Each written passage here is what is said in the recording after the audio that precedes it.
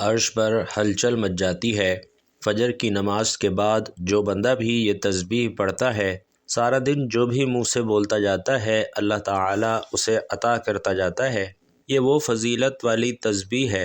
بھائیوں اور بہنوں، قرآن پاک میں ارشاد باری تعالیٰ ہے کہ لوگوں کے درمیان ٹھیک ٹھیک فیصلہ کر دیا جائے گا۔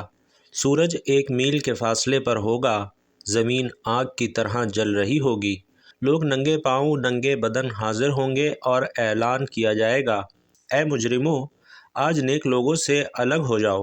پھر گروہ بنا دیے جائیں گے، اہل ایمان کا گروہ، اولیاء کا گروہ، صالحین کا گروہ، شہیدوں کا گروہ، جبکہ دوسری جانب مشرکین، مرتدین اور منافقین کا گروہ۔ عدالت قائم ہوگی اور حق سبحانہ و تعالی فرشتوں کی معیت میں نزول اجلال فرمائیں گے۔ عدالت کی ہر طرف فرشتے صفیں بنائے کھڑے ہوں گے، ملائکہ، انبیاء، اولیاء اور شہداء بطور گواہ طلب کر لیے جائیں گے۔ پہلے مجرم سے اللہ سبحانہ و تعالی آغاز فرمائیں گے کہ کیا میں نے تجھے سوچنے اور سمجھنے کے لیے دل اور دماغ نہیں دیے تھے؟ کیا میں نے تجھے سننے کے لیے کان اور دیکھنے کے لیے آنکھیں نہیں دی تھیں؟ ابن آدم کہے گا، اے میرے پاک پروردگار، سب کچھ ہی آپ نے مجھے عطا کیا تھا۔ پھر اللہ تعالیٰ پوچھے گا کہ پھر تو نے شرک کیوں کیا؟ میرے نبی صلی اللہ علیہ وسلم کی تکذیب کیوں کی اور میرے نازل کردہ ہدایت یعنی قرآن مجید کے مطابق اپنی زندگی بسر کیوں نہیں کی؟ اس پر ابن آدم اپنی دائیں جانب دیکھے گا تو اسے آگ نظر آئے گی، بائیں جانب دیکھے گا تو آگ نظر آئے گی۔ عرض کرے گا، اے اللہ، میں واقعی ظالم تھا، بس مجھے ایک دفعہ پھر سے دنیا میں بھیج دے تو میں موحد بن کر رہوں گا۔ پھر دوسرے مجرم سے اللہ سبحانہ و تعالی سوال کرے گا، کیا میں نے تجھے مال و دولت، عزت، اہل و عیال اور دوسری نعمتیں نہیں دی تھیں؟ انسان کہے گا، یا اللہ، تو نے سب کچھ ہی دیا تھا۔ اللہ تعالیٰ فرمائیں گے کہ پھر تو نے میرے لیے کیا کیا؟ ابن آدم کہے گا، یا اللہ، میں نے تیرے لیے نمازیں پڑھیں، روزے رکھے، صدقہ خیرات کیا، قرآن پڑھا اور بھی بہت سے نیک کام کیے۔ اللہ تعالیٰ فرمائے گا، اے میرے فرشتوں، اس ابن آدم کے منہ پر مہر لگا دو۔ فرشتے لبیک و سعدیک یا ربی کہتے ہوئے اس کے منہ پر مہر لگا دیں گے۔ اللہ تعالیٰ فرمائے گا کہ اے ابن آدم، اب تیرے اعضاء گواہی دیں گے۔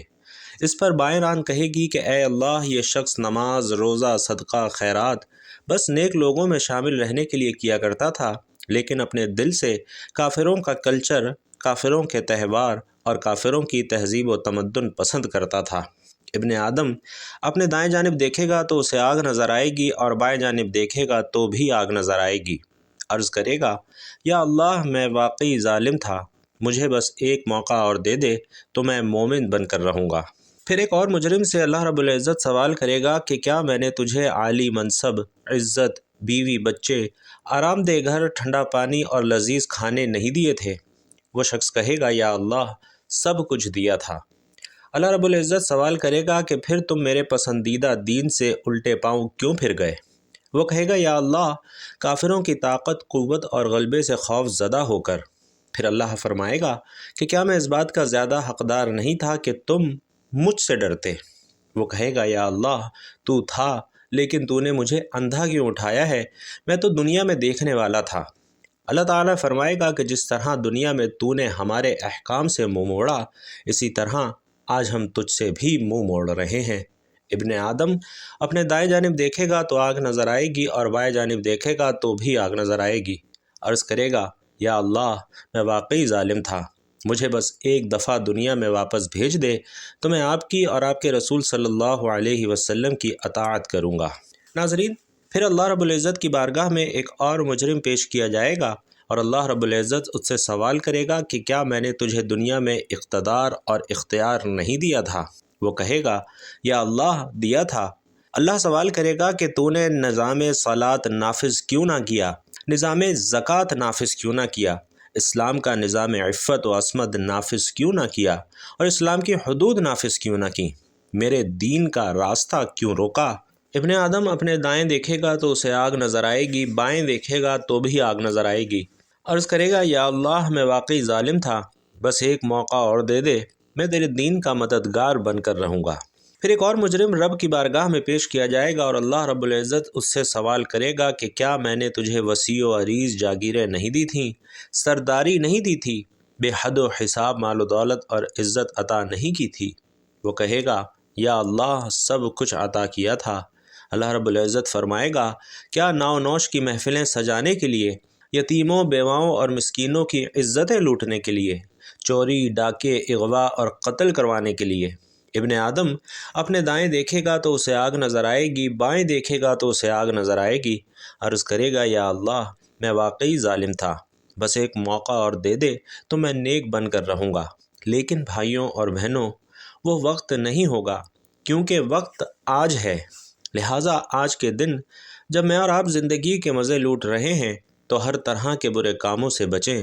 اس وقت فرشتے کہیں گے سنو، ظالموں پر اللہ کی لعنت ہے۔ پھر روشنیاں گل کر دی جائیں گی اور بال سے باریک اور تلوار سے تیز دھار پل صراط سے گزرنے کا حکم ہوگا، تو کچھ لوگ پل صراط کو عبور کر کے عالی شان جنت میں قیام فرمائیں گے، تو کچھ لوگ راستے سے ہی انتہائی خوفناک جہنم میں پھینک دیے جائیں گے۔ تب آخری مرتبہ اعلان کیا جائے گا کہ اے اہل جنت اور اے اہل جہنم، اب یہ ہمیشہ ہمیشہ کی زندگی ہے اور کسی کو موت نہیں آئے گی۔ پس اے اللہ اور آخرت کے دن پر یقین رکھنے والو، اے دانا اور بینا لوگو، اے ہوش و خرد رکھنے والے لوگو، فیصلے کی گھڑی سے پہلے پہلے نوائے جبریل علیہ السلام کو سنو۔ سورۃ آل عمران میں حکم ہوا ہے کہ اے لوگو جو ایمان لائے ہو، اللہ سے اس طرح ڈرو جس طرح سے ڈرنے کا حق ہے، اور تمہیں موت نہ آئے مگر اس حال میں کہ تم مسلمان ہو۔ محترم ناظرین، موت کے بعد انسان کو پیش آنے والے مراحل، جن میں برزخ، نفخ صور، نشور، حسب، حساب، میزان اور پل صراط وغیرہ شامل ہیں، اس قدر کٹھن اور مشکل ہوں گے کہ اس بات کا اندازہ ان آیات سے لگایا جا سکتا ہے کہ ارشاد باری تعالیٰ ہے کہ قیامت کا دن بچوں کو بوڑھا کر دے گا، لوگوں کے کلیجے منہ کو آ جائیں گے، وہ غم سے بھرے ہوئے ہوں گے، لیکن کوئی غم گسار اور سفارشی میسر نہیں آئے گا۔ اس روز کے حساب سے بچنے کے لیے مجرم چاہے گا کہ اپنی اولاد، اپنی بیوی، اپنے خاندان کو جو اس کا سہارا تھا، حتیٰ کہ روئے زمین کی ہر چیز کو فدیے میں دے دے، لیکن ایسا ممکن نہ ہوگا۔ بھائیوں اور بہنوں، اس روز دیدے پتھرا جائیں گے، چاند گہنا جائے گا، سورج اور چاند ملا دیے جائیں گے اور انسان کہے گا کہ اب میں کہاں جاؤں؟ لیکن اس روز کوئی جائے پناہ نہیں ملے گی۔ اس روز ظالم افسوس اور ندامت سے اپنے ہاتھ کاٹ کھائے گا اور کہے گا اے کاش میں نے رسول اللہ صلی اللہ علیہ وسلم کا راستہ اپنایا ہوتا، ہائے میری بدبختی کہ میں نے فلاں آدمی کو اپنا دوست نہ بنایا ہوتا۔ بھائیوں اور بہنوں، اس سلسلے میں چند احادیث بھی ملاحظہ فرما لیجئے کہ انسان کی پیدائش سے لے کر موت تک جتنی بھی تکلیفیں انسان پر آتی ہیں، ان سب سے زیادہ اور موت کے بعد آنے والے مراحل کی تکلیف موت سے کئی زیادہ ہے۔ لوگ اپنی قبروں سے ننگے پاؤں، ننگے بدن اور بے ختنہ اٹھائے جائیں گے۔ ام المومنین حضرت عائشہ رضی اللہ تعالی عنہا نے عرض کیا کہ یا رسول اللہ صلی اللہ علیہ وسلم، کیا لوگ ایک دوسرے کی جانب دیکھیں گے نہیں؟ تو آپ صلی اللہ علیہ وسلم نے فرمایا کہ اس روز کی مصیبت اتنی زیادہ ہوگی کہ کسی شخص کو کسی دوسرے کی طرف دیکھنے کا ہوش ہی نہیں ہوگا۔ میدان حشر میں جہاں لوگ ننگے پاؤں اور ننگے بدن ہوں گے، سورج 1 میل کے فاصلے پر لے آیا جائے گا اور لوگ اپنے اپنے اعمال کے مطابق پسینے میں ڈوبے ہوئے ہوں گے، کوئی ٹخنوں تک، کوئی گھٹنوں تک، کوئی کمر تک، اور کسی کو پسینے کی منہ میں لگام آئی ہوگی۔ بھائیوں اور بہنوں، حشر کا دن اس دنیا میں ہمارے دنوں کے حساب سے 50,000 سال کا ہوگا۔ لوگوں کو حشر میں اتنی تکلیف اور پریشانی ہوگی کہ جس کی وہ طاقت نہیں رکھتے ہوں گے اور برداشت نہیں کر پائیں گے۔ ایک آدمی کے منہ پسینے کی لگام آئی ہوگی اور وہ دعا مانگے گا کہ یا رب اس مصیبت سے نجات دے دے، خواہ جہنم میں ہی بھیج دے۔ محترم ناظرین کرام، ان آیات و احادیث مبارکہ سے یہ اندازہ لگانا مشکل نہیں ہے کہ مرنے کے بعد پیش آنے والے مراحل کس قدر کٹھن اور تکلیف دہ ہوں گے کہ نہ تو احاطہ تحریر میں لائے جا سکتے ہیں، نہ ہی زبان سے بیان کیے جا سکتے ہیں۔ جب ساری مخلوق میدان حشر میں پہنچ جائے گی تو اعلان کیا جائے گا کہ مجرموں، آج کے دن الگ ہو جاؤ نیک لوگوں سے۔ سیدنا ابن عباس رضی اللہ تعالی عنہ فرماتے ہیں کہ سورج، چاند اور ستاروں کو لپیٹ کر اور بے نور کر کے سمندروں میں ڈال دیا جائے گا، پھر مغربی ہوائیں چلیں گی اور آگ لگ جائے گی، جبکہ ایک مرفوع حدیث میں ہے کہ اس کو طے کر کے جہنم میں ڈال دیا جائے گا۔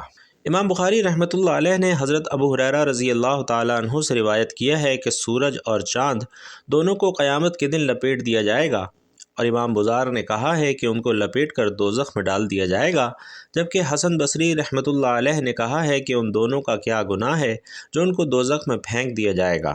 ابو سلمہ کہتے ہیں کہ میں تم کو رسول اللہ صلی اللہ علیہ وسلم کی حدیث بیان کر رہا ہوں اور تم ان پر اعتراض کر رہے ہو کہ ان کا گناہ کیا ہے۔ امام ابو یعلا نے اس حدیث کو حضرت انس رضی اللہ تعالیٰ عنہ سے روایت کیا ہے، اور اس میں یہ اضافہ بھی کیا ہے کہ سورج کو اور چاند کو دوزخ میں اس لیے پھینکا جائے گا تاکہ سورج اور چاند کی عبادت کرنے والے ان کا انجام دیکھ لیں۔ ایک اور روایت میں ہے کہ رسول اللہ صلی اللہ علیہ وسلم نے فرمایا کہ وہ سارے کے سارے جن جن کی اللہ کے علاوہ عبادت کی گئی سب جہنم میں گرا دیے جائیں گے، صرف عیسیٰ علیہ السلام اور بی بی مریم سلام اللہ علیہا بچ جائیں گی، لیکن اگر یہ بھی اس بات سے خوش ہوتے کہ لوگ ان کی عبادت کرتے ہیں تو یقیناً یہ بھی جہنم میں گرا دیے جاتے۔ ناظرین، روایات میں آتا ہے کہ اس میں کوئی شک نہیں کہ سورج اور چاند ہی وہ چیزیں ہیں کہ جن کی لوگ اللہ کے علاوہ پوجا کیا کرتے تھے، حالانکہ وہ دونوں جمادات میں سے ہیں اور وہ آگ میں داخل ہونے کے باوجود بھی عذاب میں مبتلا نہیں ہوں گے، اور وہ صرف اس لیے داخل ہوں گے تاکہ ان کی پوجا کرنے والے لوگ ذلیل اور خوار ہوں، اس لیے نہیں کہ یہ دونوں گناہگار ہیں، جیسا کہ اس بارے میں فرمان ہے کہ اگر وہ دونوں معبود ہوتے تو آگ میں داخل ہی نہ ہوتے اور وہ سب اس میں ہمیشہ رہیں گے۔ اور یہی بات ان پتھروں کے بارے میں بھی صادق آتی ہے کہ جنہیں اللہ تبارک و تعالی نے جہنم کی لکڑی بنا دیا ہے، یعنی وہ پتھر جو جہنم میں ایندھن کے طور پر جلائے جائیں گے۔ بھائیوں اور بہنوں، سورج کا حجم اس قدر زیادہ ہے کہ ماہرین فلکیات بتاتے ہیں کہ سورج کا حجم زمین کے حجم سے 13 لاکھ گنا بڑا ہے۔ چونکہ زمین سے بہت دور ہے اس لیے بظاہر چھوٹا نظر آتا ہے، اور یہ بھی جان لیجئے کہ سورج زمین سے 9 کروڑ 30 لاکھ میل کے فاصلے پر واقع ہے۔ عرب کے بعض پرانے مشرک سورج اور چاند اور بعض ستاروں کی پرستش کرتے تھے اور ان میں خاص قسم کی روحانیت مان کر ان سے اپنی حاجات طلب کیا کرتے تھے۔ ابھی بھی پرانے بابلیوں کے ہاں ستاروں کے ناموں پر مندر بنائے جاتے ہیں، کوئی زہرا کا مندر ہے، کوئی سورج کا مندر ہے، جبکہ مصریوں میں بھی ستارہ پرستی پائی جاتی تھی، بلکہ حضرت ابراہیم علیہ السلام کے زمانے میں ستارہ پرست زیادہ تھے اور وہ ستاروں کو معبود مان کر ان سے حاجت روائی طلب کیا کرتے تھے۔ بہرحال بھائیوں اور بہنوں، سورج ایک بہت بڑا ستارہ ہے اور قیامت کے دن جب سور پھونکا جائے گا تو اس کی روشنی ختم کر دی جائے گی، اور جس طرح چادر لپیٹ دی جاتی ہے سورج ایک ٹکیا کی مانند رہ جائے گا، لیکن بعد میں یہ ٹکیا بھی باقی نہ رہے گی۔ تو یہ تو سورج کا حال ہوگا، جبکہ زمین تو اس کے مقابلے میں بہت ہی چھوٹا سیارہ ہے، تو اسی سے اندازہ لگایا جا سکتا ہے کہ قیامت کے دن زمین کی کیا حالت ہوگی۔ بھائیوں اور بہنوں، قرآن مجید میں یہ بات اللہ سبحانہ و تعالی نے بیان کی ہے کہ جب قیامت آئے گی تو سورج کو بے نور کر دیا جائے گا اور اس کی روشنی لپیٹ دی جائے گی، جبکہ بعض روایتوں میں آتا ہے کہ سورج اور چاند دونوں کو توڑ پھوڑ کر جہنم میں پھینک دیا جائے گا اور ان کی روشنی سلب کر لی جائے گی۔ بلکہ بعض مفسرین نے تو یہ بھی کہا ہے کہ جب سورج کو سمندر میں پھینکا جائے گا تو اس سے سمندر کھول اٹھے گا اور پھر آگ میں تبدیل ہو جائے گا، اور پھر اس وقت پہاڑ بھی جلائے جائیں گے جو کہ آج تو بہت ہی مضبوط نظر آتے ہیں، اور ان میں صرف زلزلے کے وقت ہی تھوڑا بہت تغیر نظر آتا ہے، ورنہ وہ تمام حادثات سے صحیح سلامت گزر جاتے ہیں۔ قیامت کے روز یہی ناقابل تسخیر پہاڑ اون کے گالوں کی طرح ہوا میں اڑتے پھرتے نظر آئیں گے۔ بلکہ سورۃ التکویر میں تو یہ بات بھی لکھی ہے کہ قیامت کے نزدیک والے زمانے میں گابن اونٹنیاں بیکار چھوڑ دی جائیں گی۔ یاد رکھیے کہ عربوں کے نزدیک اونٹنیاں بہت ہی زیادہ پسندیدہ مال ہوا کرتا تھا، ان کی معیشت اور کاروبار انہی پر منحصر تھا اور انہیں بار برداری اور خوراک کے لیے بھی استعمال کیا کرتے تھے، خاص طور پر جب 10 ماہ کی اونٹنی بچہ دینے کے قریب ہوتی تو بڑی جاندار سمجھی جاتی تھی، اس کی حفاظت کی جاتی تھی۔ مگر قیامت کے دن نفسا نفسی کی یہ حالت ہوگی کہ گابن اونٹنی جیسے قیمتی مال کی بھی کوئی پرواہ نہ کرے گا، اور اس وقت وہاں کے جنگلی درندے انسانی بستیوں میں پناہ ڈھونڈیں گے مگر کوئی پرسان حال نہ ہوگا۔ بھائیوں اور بہنوں، جب قیامت کے دن اعمال نامے کھولے جائیں گے، دوسری جگہ آتا ہے کہ اعمال نامے سب کے سامنے ہوں گے۔ اس کے بعد قرآن میں آیا ہے کہ آسمان کی کھال اتار دی جائے گی، مطلب یہ کہ جس طرح اوپر سے کھال اتار دی جائے تو پیچھے سے گوشت نظر آنے لگتا ہے، اسی طرح قیامت کے روز جب آسمان کی کھال اتاری جائے گی تو اوپر کی تمام چیزیں نظر آنے لگ جائیں گی، یعنی جب آسمان کے دروازے کھول دیے جائیں گے تو دریچے دریچے نظر آئیں گے اور ان دروازوں سے عالم بالا کی سب چیزیں نظر آنے لگیں گی، مگر بعد میں سب چیزوں کو درہم برہم کر دیا جائے گا۔ ارشاد باری تعالیٰ ہے کہ قیامت کے دن جنگل کے جانوروں میں شور مچ جائے گا۔ حضرت ابن مسعود رضی اللہ تعالیٰ عنہ فرماتے ہیں کہ آسمان کی حالت تبدیل ہوتی رہے گی، آسمان پھٹتا رہے گا اور اس کے احوال تبدیل ہوتے رہیں گے۔ امام قرطبی رحمۃ اللہ علیہ فرماتے ہیں کہ قیامت کے دن لوگوں کو اندھیرے میں اٹھایا جائے گا اور آسمان کو لپیٹا جا چکا ہوگا، ستارے جھڑ جائیں گے، سورج اور چاند ختم ہو جائیں گے اور ایک منادی آواز دے گا تو لوگ اس روز اس کی آواز کے پیچھے دوڑیں گے۔ نبی کریم صلی اللہ علیہ وسلم فرماتے ہیں کہ جب میں قیامت کے روز جنت میں داخل ہوں گا اور اپنے رب کو دیکھوں گا تو اس کے سامنے سجدہ ریز ہو جاؤں گا۔ اللہ سبحانہ و تعالی مجھے اپنی تعریف اور بزرگی بیان کرنے کی ایسی اجازت دیں گے جو اپنی مخلوق میں سے کسی کو بھی نہیں ملے گی۔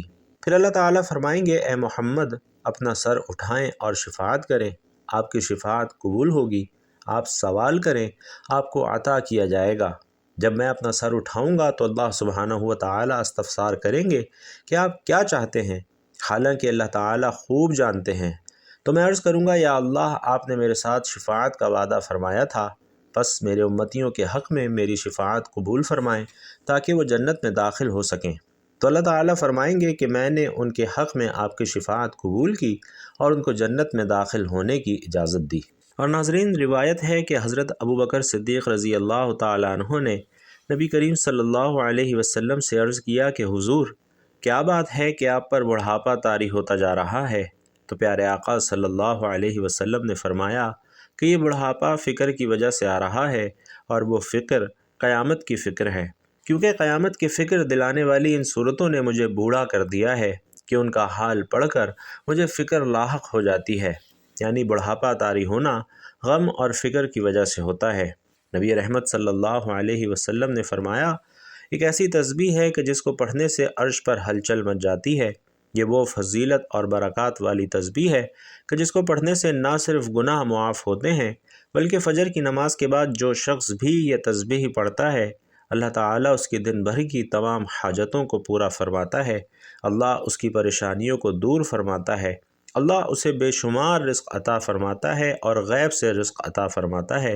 رسول اللہ صلی اللہ علیہ وسلم نے فرمایا کہ جو شخص بھی صبح اور شام یہ تسبیح 100 بار پڑھے گا تو قیامت کے دن جب لوگوں کے اعمال تولے جائیں گے تو اس سے افضل عمل کسی کا نہیں ہوگا، یا پھر سوائے اس شخص کے جس نے اس کے برابر یا پھر اس سے زیادہ ان کلمات کو پڑھا ہو۔ تو بھائیوں اور بہنوں، فجر کی نماز کے بعد جو یہ تسبیح پڑھتا ہے عرش پر ہلچل مچ جاتی ہے، اور اللہ تعالیٰ اپنے بندے کی حاجت کو پورا کرنے کے لیے فرشتوں کی دوڑیں لگا دیتا ہے اور اس کے تمام معاملات میں اس کی غیبی مدد کرتا ہے، اور اس کے منہ سے نکلے ہر لفظ پر اللہ پاک کن لکھ دیتا ہے۔ حضرت عبداللہ ابن عمر رضی اللہ تعالیٰ عنہ سے روایت ہے کہ ایک شخص رسول اللہ صلی اللہ علیہ وسلم کی خدمت میں حاضر ہوا اور اپنی تنگ دستی کا شکوہ کرنے لگا، تو آپ صلی اللہ علیہ وسلم نے اس آدمی سے فرمایا کہ کیا تمہیں وہ تسبیح بھول گئی ہے جو کہ ملائکہ کی تسبیح ہے، تمام مخلوقات کی تسبیح ہے، اسی کے ذریعے سے سب کو رزق دیا جاتا ہے۔ تو حضرت عبداللہ ابن عمر رضی اللہ تعالیٰ عنہ نے عرض کیا، یا رسول اللہ وہ کون سی تسبیح ہے؟ تو آپ علیہ الصلاۃ والسلام پہلے ٹیک لگا کر تشریف فرما تھے، آپ سیدھے ہو کر بیٹھ گئے اور آپ صلی اللہ علیہ وسلم نے فرمایا کہ اے ابن عمر، صبح صادق کے طلوع ہونے کے بعد سے لے کر نماز فجر کے درمیان یہ کلمات 100 بار پڑھو، سبحان اللہ و بحمدہ، سبحان اللہ العظیم، استغفر اللہ۔ تو ان کلمات کو 100 مرتبہ پڑھنے کی برکت سے دنیا تمہارے پاس ناک رگڑتی ہوئی آئے گی، اور اللہ تعالیٰ ہر اس کلمے کے بدلے جو تم کہو گے ایک فرشتہ پیدا فرمائیں گے جو قیامت تک تسبیح بیان کرتا رہے گا، اور اس کا ثواب تمہیں ملے گا۔ لہٰذا بھائیوں اور بہنوں، فجر کی 2 سنتوں کے بعد یہ تسبیح لازمی پڑھیں، انشاءاللہ آپ کی تمام دنیاوی اور اخروی پریشانیاں دور ہو جائیں گی، اللہ رب العزت آپ کی تمام حاجتوں کو پورا فرمائے گا، اور اللہ تعالیٰ آپ کو دینی اور دنیاوی نعمتوں سے مالا مال فرمائے گا۔ اللہ رب العزت ہم سب کو نیکی کی بات سننے، سمجھنے اور اس پر عمل کرنے کی طاقت اور توفیق مرحمت فرمائے۔ میرا سنانا اور آپ کا سننا اپنی بارگاہ میں قبول و منظور فرمائے، آمین یا رب العالمین۔ بھائیوں اور بہنوں، اگر آج کے بیان سے آپ کا ایمان بھی تازہ ہوا ہو تو کمنٹ باکس میں ایک مرتبہ اللہ اکبر ضرور لکھتے جائیے گا۔ اللہ رب العزت آپ سب کا حامی و ناصر ہو، آمین یا رب العالمین۔